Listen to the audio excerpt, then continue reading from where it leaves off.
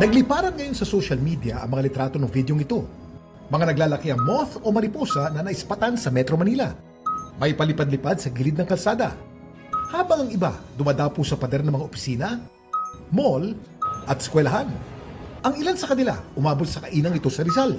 Ang paglipanang ito ng mga mariposa pinagtaka ng mga netizen. Kaya marami nagtag sa inyong lingkod. Ano nga bang klaseng moth o mariposa ang mga ito?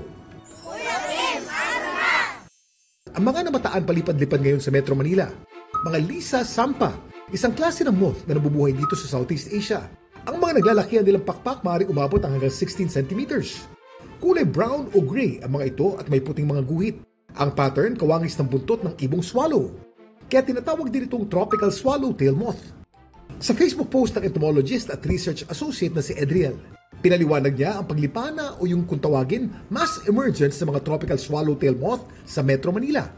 Generally, season po talaga ng tropical swallowtail moth ang mga buwan ng Mayo, Hunyo at Hulyo. Hindi siya dahil sa ulan, mas may kinalaman siya sa tinatawag nating dry spells o mga panahon kung saan unusually low yung precipitation o pagbagsak ng ulan.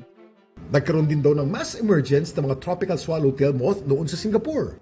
At ayon sa isang pag-aaral na nilathala tungkol dito, posible daw na nagsulputan ng mga tropical swallowtail moth dahil sa pagkawala o pagkonti ng mga host plant sa kanilang natural habitat.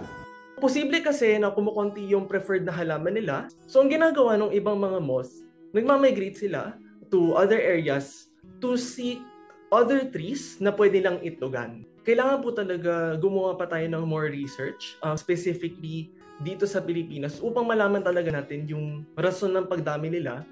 Kaya ngayon, alam na natin na hindi sila mga yumao nating mahal sa buhay na dinadalaw tayo.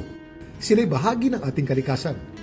I hope na parang we also take this as a sign na we need to take care of our planet. This is one of those possible signs ng impact ng climate change.